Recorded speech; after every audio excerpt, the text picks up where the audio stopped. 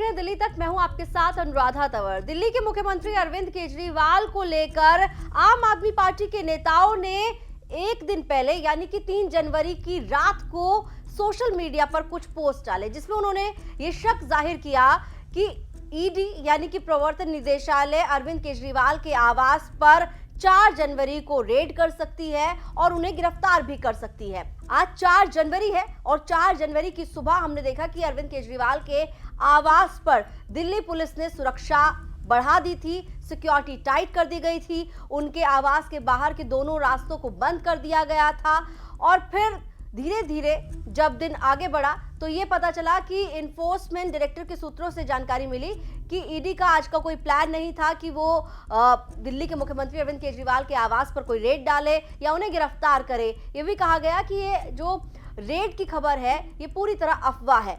दिल्ली के मुख्यमंत्री अरविंद केजरीवाल की ओर से फिर प्रेस कॉन्फ्रेंस की गई और उन्होंने प्रेस कॉन्फ्रेंस में अपने जेल जाने की बात तक कह दी और ये आरोप लगाया है कि बीजेपी उन्हें गिरफ्तार कराना चाहती है ताकि वो लोकसभा चुनाव में प्रचार ना कर सके।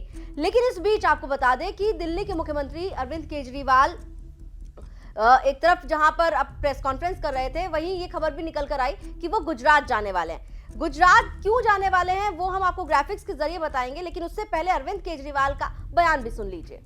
शराब घोटाला, पिछले 2 साल से यह शब्द आपने कई बार सुना होगा।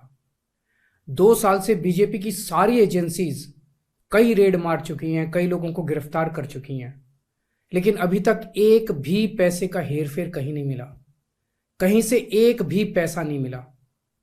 अगर भ्रष्टाचार वाकई हुआ है तो इतने करोड़ों रुपए गए कहां? क्या सारा पैसा हवा में गायब हो गया? सच्चाई यह है कि किसी तरह का कोई भ्रष्टाचार हुआ ही नहीं।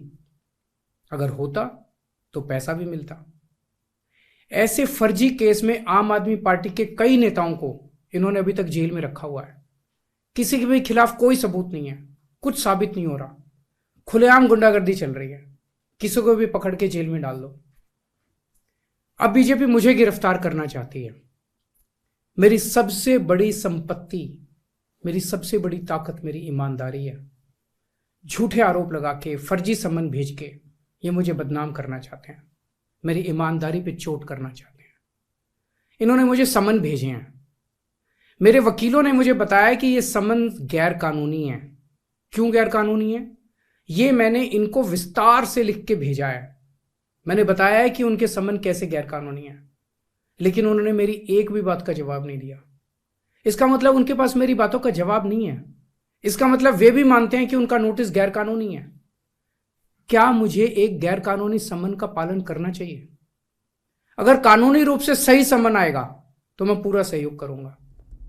और अब आपको बताते हैं कि आखिर दिल्ली के मुख्यमंत्री अपनी जेल जाने की बात करने के बाद गुजरात क्यों जा रहे हैं। 6 से 8 जनवरी तक गुजरात दौरे पर रहेंगे अरविंद केजरीवाल।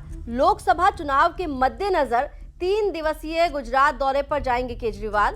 कार्यकर्ता सम्मेलन और जनसभा वहां पर करेंगे अरविंद केजरीवाल। इसके अलावा जेल में बंद आम आदमी पार्टी विधायक चैतर बसावा से भी अरविंद केजरीवाल की मुलाकात होगी और चैतर बसावा के परिवार से भी अरविंद केजरीवाल मुलाकात करेंगे।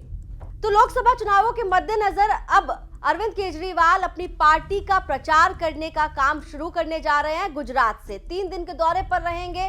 6 से 8 जनवरी वहां पर कार्यकर्ताओं के साथ सम्मेलन भी करने वाले हैं, जनसभा भी करने वाले हैं। अपनी पार्टी के विधायक जो जेल में बंद हैं चैतर बसावा, उनसे मुलाकात भी करेंगे और उनके परिवार से भी मिलेंगे। यानी अरविंद केजरीवाल अब शंखनाद करने जा रहे हैं लोकसभा चुनावों के लिए अपनी पार्टी का प्रचार का। जी हाँ, और इस बीच ये खबर आ रही है कि इन्फोर्समेंट डायरेक्टरेट यानी कि प्रवर्तन निदेशालय की ओर से अरविंद केजरीवाल को चौथा सम्मन कभी भी जारी हो सकता है। अब ईडी किस तरीके से आने वाले समय में सम्मन जारी करती है, एक्शन लेती है और अरविंद केजरीवाल के गुजरात दौरे से जुड़ी तमाम खबरें आप दिल्ली तक पर देख पाएंगे।